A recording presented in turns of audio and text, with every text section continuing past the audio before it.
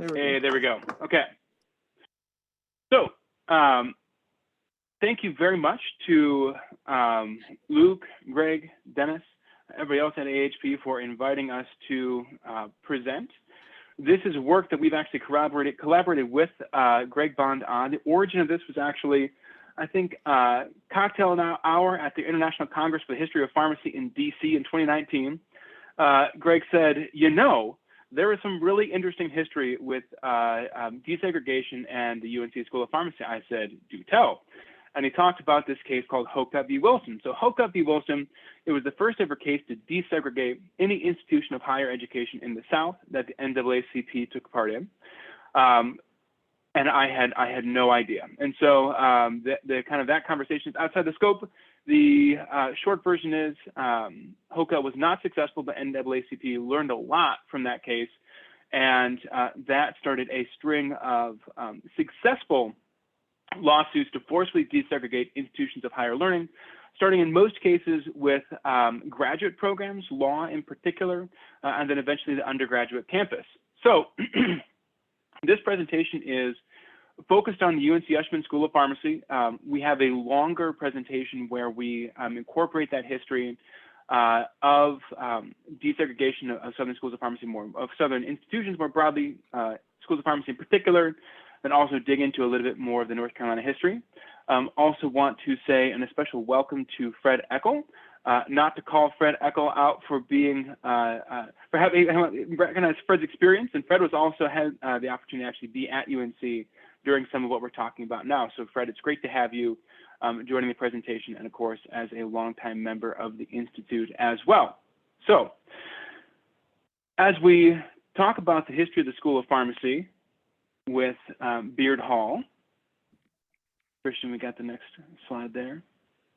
How's it working for you? I got a little, there we go, perfect. So this is Beard Hall. This is brand new at the 1959 this was built. So this is brand new when the events we're talking about occurred.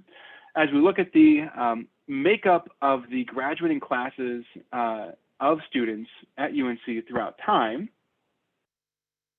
we can see the first student to graduate from the School of Pharmacy is 1967. This is divided by race, as you can see at the bottom. Black graduates are represented in the color blue, and it's all the way at the bottom. White makes up, of course, most of these are Caucasian, depending on how you define it. So the first ever graduate was 1967. We'll be sharing her story. And you can see, and as is the case for most institutions of higher education and pharmacy as well, that desegregation did not mean integration. We had the first student graduate in 67, then 69, then 72, and then students do pick up, but it's not as if there's ever a large corpus. So you can see the first 9 students, there were fewer than 9 students who graduated within the first 10 years after desegregation of the School of Pharmacy, starting with William Wicker, Mona Boston Reddick, and Jimmy Barnes, whose stories we'll be sharing today. So for Mr. Wicker, to give a bit more background on him, born in 1942, I became very excited about this when I realized not only did the first Black student to attend the School of Pharmacy, was he still alive, he was actually still practicing. So that's when I was talking with Greg, and I was like, we got to capture this story. So Mr. Wicker was born to a single parent home in Forsyth County. That's in the Winston-Salem area, about, let's say, an hour and a half west of Chapel Hill. It was a poor, working class neighborhood, segregated neighborhood, as was the case in North Carolina at that time. Strong community support. Talks about feeling very safe there. He said that they could leave the front door open and all the windows open at night and would never have to worry about anybody breaking in. Again, felt very comfortable. Attended church as well. Did attend segregated schools, as again was not only the norm, was the law in North Carolina at that time. And he got to start working in a Black-owned pharmacy in Winston-Salem at age 12. So when he came to UNC, we've got his experience was fairly typical of students at the time who were Black students entering into what were not only predominantly white but 99.9% white institutions. In his words, the School of Pharmacy didn't even know he was Black until he got down there. He sort of arrived on campus and then his race was discovered. legal precedent at that time said that they could not bar him from enrolling, but that does not mean that he was welcomed. You know, as he talked about here with the first quote, the pharmacy, School of Pharmacy was the coldest environment he'd ever been in. The other kids really sort of didn't really acknowledge his presence. He went to football games, he did things that other students did, but it was sort of like, you know, having a spotlight shining on you, as the second quote talks about, where you're in the crowd, you're there, it's going to sort of stick out in that sense, and there's nothing that you could do about it. His experience during his first couple of years was, you know, again, not only cold, but in his recollection, somewhat hostile.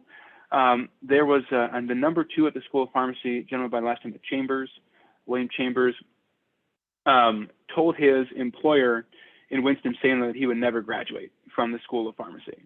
And in Mr. Wicker's recollection, that was at least in part due to his race, him being the first Black student to enroll in the School of Pharmacy. To capture some of his experience, we have I had a fellow tell me that one of my classmates tell me, and we actually worked together later at this CVS store.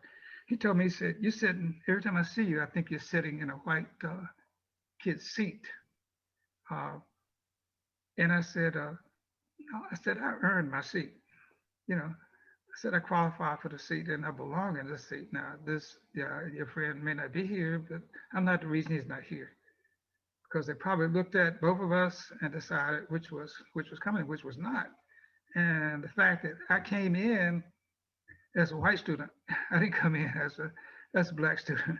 They didn't know I was Black till I got down there, that they could open all the things with me. So I qualified to sit in this seat. But he later became one of my very good friends. Attitude changed as because he had not known anybody up close and personal Black before, and so his attitude changed. But that's what he told me, that I was sitting in a white kid's seat. Had a fellow. So the experience he had there was so adverse that he actually left the school for a period of time, worked in that same pharmacy for 5 years, but was always determined to come back, and did so in 1970 and graduated in 1972. As the third Black graduate from the School of Pharmacy. So when he came back, he found the environment to be much different. It was much less cold. There was a new dean. The dean came down from the north. There were new faculty members who came down from the north as well. Actually, Fred Eckel is one of those new faculty members that came down from the north, who brought with him a different set of experiences than the previous set of faculty members who were predominantly from the south. So that is, and as I've talked about from his work experience, he is still a practicing pharmacist, fills in part-time, has had a variety of community pharmacy experiences, and again, still works part-time for independent pharmacy out in the greater Winston-Salem area. So that's the experience of William Wicker. Moving forward to Mona Boston Reddick. Now we have Miss Mona Boston Reddick, and she was actually the first Black graduate from the School of Pharmacy. She came in during the in-between years from one time between Mr. Ricker left the school and when he came back to finish. She was raised in Shawtown, which is outside of Wilmington, North Carolina, and that is about 45 minutes southeast of Raleigh, the capital of North Carolina. Different family situation than Mr. Wicker. She was raised mother and father in the home, youngest of 3 daughters. Both her parents were college educated. Very notably, her father was the agricultural agent in the county, a very tight-knit community, and he was very instrumental in getting resources to Shawtown, which was the quote-unquote Black side of town. She started her college career at the Hampton Institute, where one of her parents went, in Virginia. She went in 1962, stayed 3 years before transferring to the University of North Carolina College of Pharmacy. And that was because her father had heard that UNC was beginning to integrate. And so the lot fell to her, among her sisters, to, quote, go down there and do all that hard work. But she was very pleased to transfer to the school and begin her pharmacy career. Her experience at UNC was overall very positive. She had a great time. had lots of friends, both Black and white, all across the university, went to the sporting events, went to the dances. She had a wonderful time at UNC. She was even invited to join the Kappa Epsilon fraternity, which was very unusual for Black students to be invited to white Greek life at the time. And here is a clip of how she describes her welcome to the UNC School of Pharmacy. When I first came to UNC, the dean scheduled an appointment with me to come to the building at 11 a.m. So much to my surprise, there were not police cars or marshals or people trying to protect the crowd, but there was a long sidewalk up to Beard Hall. It was Beard Hall then. And I walked from the sidewalk to the front door. This is what happened. The whole student body was lined up on both sides of the sidewalk. And I walked it alone, and they were friendly. And when I got to the door, the dean opened it and said, "Welcome to the School of Pharmacy. I want you to remember that you are the first." So at this point, the dean that had welcomed Mr. Wicker, or not welcomed, but put up with, that was Dean Brecht. He was out at this point, and we had interim Dean Marsh for about 6 months. Another Northerner came over from public health. And so when Ms. Reddick was welcomed to the school, you heard her say that, "I want you to know that you are the first." It is very likely that interim Dean Marsh had not even known about Mr. Wicker, or he had left the school by then, and then interim dean comes in. So then the Dean Marsh, also from the North, came around, turned this whole culture around. Being from the North, where segregation was not as welcomed. And Ms. Reddick continued to have a great time at UNC for the 2 years that she was there. She transferred in 65, graduated in 67. She graduated under Dean Hager, Air Force gentleman from the North. And it was a little bit odd at her graduation. She describes having a wonderful time, but then Dean Hager instructed her to come for her diploma after most of the students had already picked up theirs. Ms. Reddick wasn't sure why. There was not a reason given why, but as you can tell from this quote, she didn't mind, that she was happy to avoid whatever troubles that there might have been. In her pharmacy career, she completed her one-year internship post-baccalaureate at the New York Mount Sinai Hospital. She recalls that she was the first pharmacy intern there. She told us a story, actually, of how some police FBI agents from North Carolina actually came all the way to New York City to question the integrity of her pharmacy license. They did not believe that a Black student could score so high on her licensing exam, and they came to find out if it was real. So they came and they got their assurances that her license was legit, and then they left. No explanations, no follow-up, nothing. Eventually, she did return to North Carolina, where she worked at NC Memorial Hospital. Our dear Professor Eckel hired her on there. And she was, however, left her position at the hospital, whether she was denied a promotion or other reasons. And she joined the School of Pharmacy at UNC and took on an instructorship. She conducted drug abuse outreach before she ultimately left the workforce to raise her 2 daughters.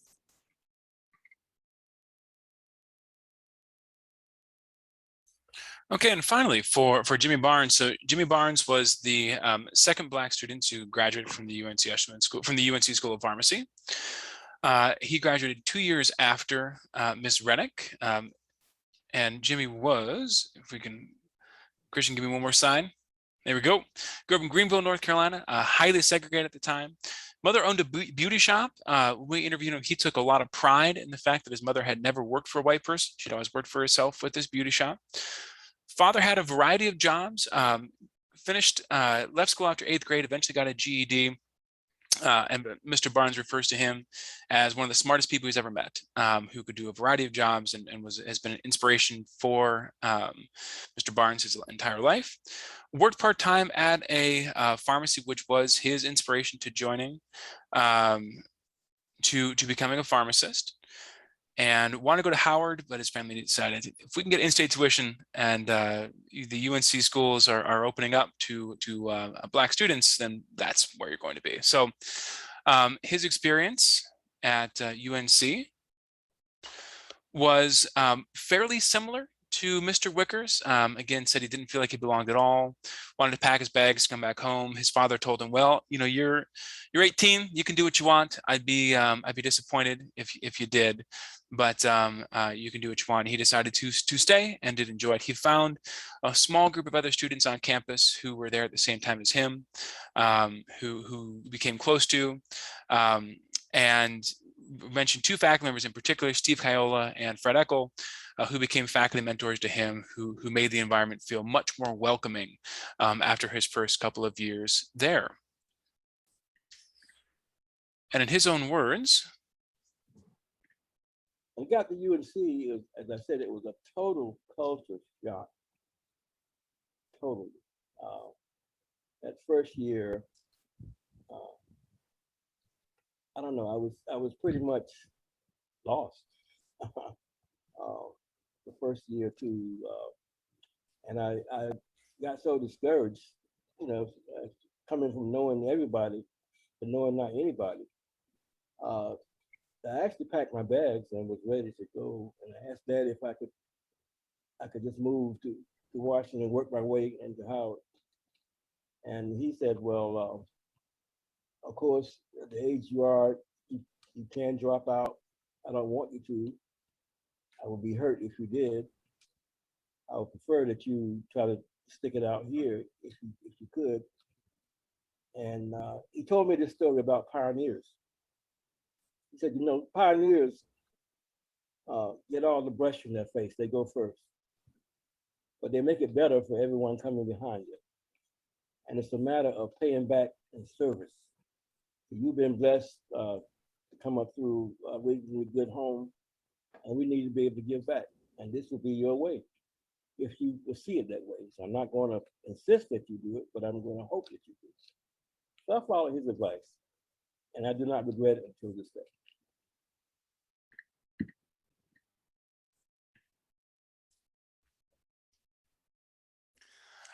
and so for his pharmacy career, Mr. Barnes started in community pharmacy, actually owned a community pharmacy for a period of time.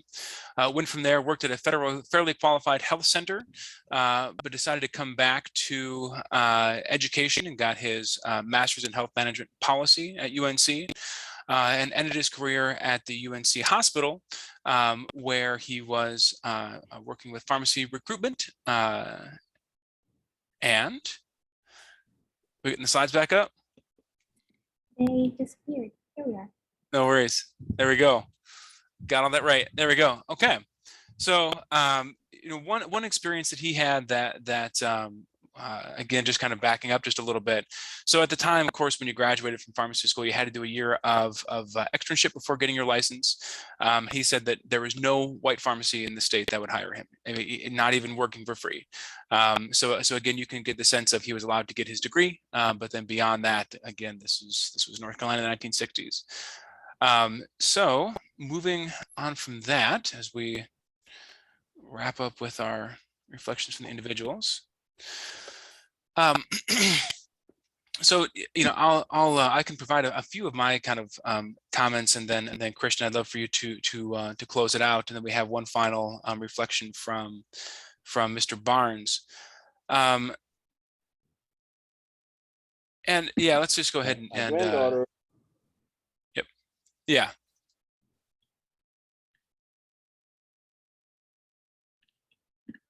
My granddaughter is turned 14, of course, my wife just reminded me. I'm not insisting that she go to pharmacy school or anything. She respects it. She'll make her own decision. She's the kind of person that will research things. But I'm happy now that the avenue is there her to do it if she wants to. You know, at least the kids that can do it if they want to. You know, that's what I was really concerned about. Like before me and before said you couldn't, you might want to, but they couldn't do it because of the color of their skin. Now, if they want to, they can. You know, that or whatever other profession. I've lived to see that, and I'm happy about it.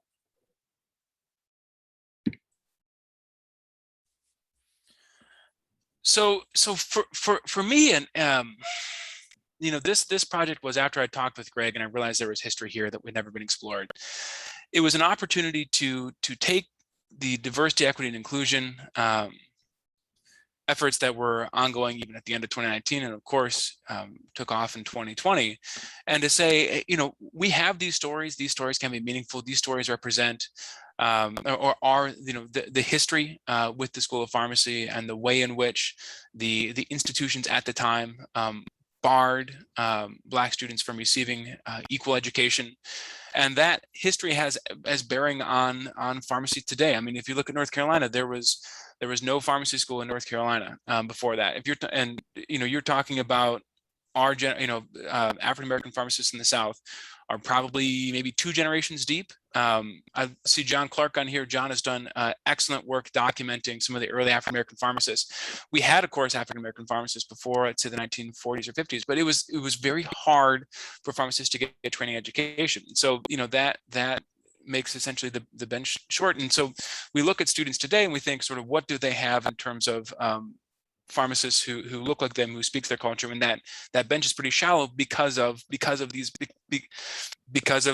segregation. And so gathering these stories reminds us of that and helps us reflect in a meaningful way on our current diversity, equity, and inclusion efforts within the school.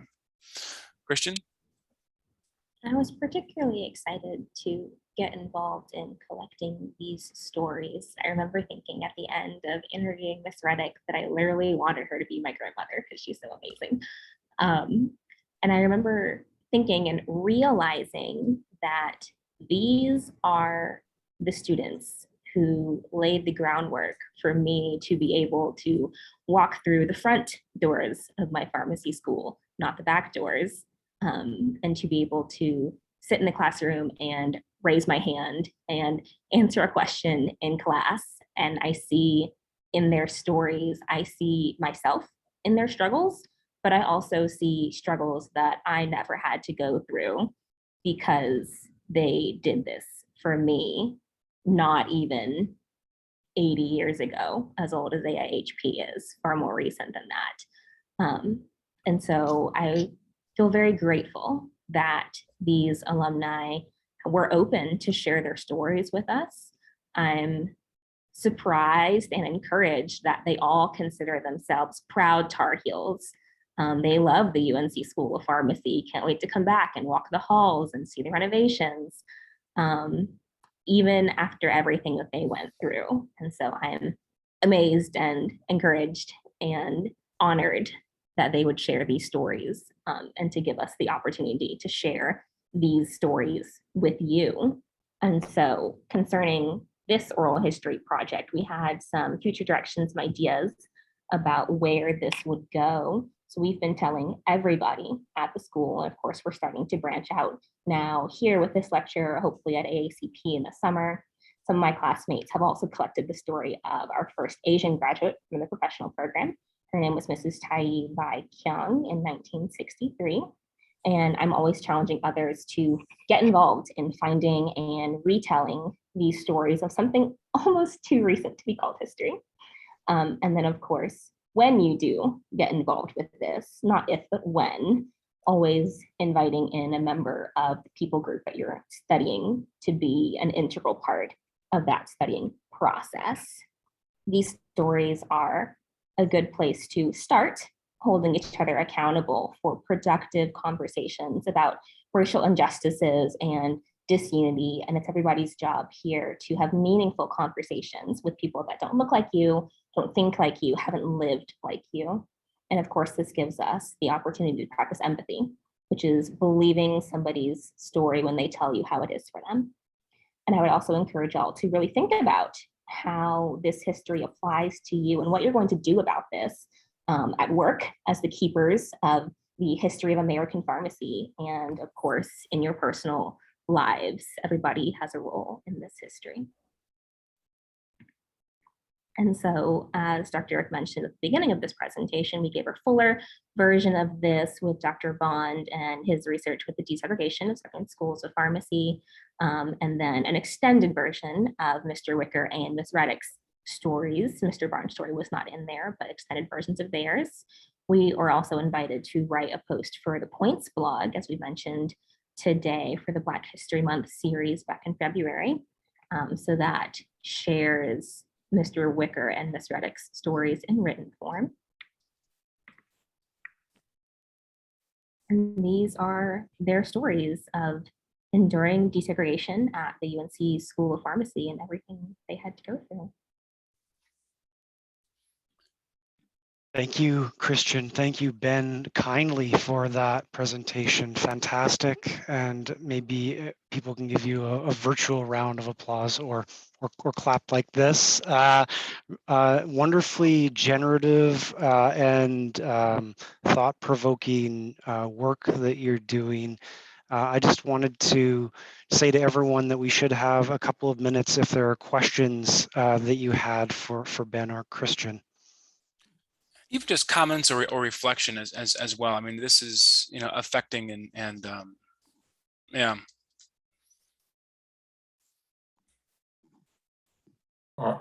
This is John Clark. I wanted to comment. I'm impressed with what you've done. One of the reasons because I'm trying to do the same thing, and to see what you've done has really, it even motivates me even more to keep working at it. So I honestly, I really do appreciate it a lot. And since I've had people are beginning to identify the work that I've started doing, I've gotten calls. University of Kansas are interesting. The students, not the faculty, the students have asked me to help them out with a couple of African-American graduates from that school. So I'm working with them, trying to help provide what I've been able to come up with. So does Washington State University. They're looking at, Lord, I can't forget her name, Jessie Sonora Sims. She's the first graduate in 1908. So I've gotten a lot of background on her, and I shared it with the school, and I'm working with the faculty there who wants to write her story. And so it's been exciting for me and very motivating to have other people call me up and they want to do the same thing. And I'm more than happy to jump on board and be a part of it and help where I can. And that's been the thing that I've seen that's happened in the last year or two. And to me, it's just been very, very exciting. I'm starting on another project that I don't know when I'll finish it, but I'm in the middle of one now that's coming from all of these other exciting people who are getting excited about this, and it's helping me, it's motivating me to keep digging a little deeper on it. So I really do appreciate what you put together there, and would love to see it and share and indulge in the way some of the things that you come up with there. And the book that I started on, I have to tell you, that's probably my initial goal was to look at everybody in that book, which is a very ambitious goal because there are so many deep stories there. I can point out 5 people that got probably a whole manuscript you can write on, but I just can't get to it, you know. So I'm hoping that I just would make an introduction and someone else maybe take off on it. That's what I'm hoping will happen. Very good. Thank you, John. Christian and Ben, I want to thank you both very much for a most enlightening and timely presentation. And I hope you will take some time to read the comments in the chat. They are extremely positive for the work that you've done. I think you all have established a template, a model for other schools and for the Institute to follow as we continue to pursue this historical investigation. I'll remind the group that a copy of the lecture will be made available on the AIHP website. Are there any other comments or questions? Fred, are you trying to unmute?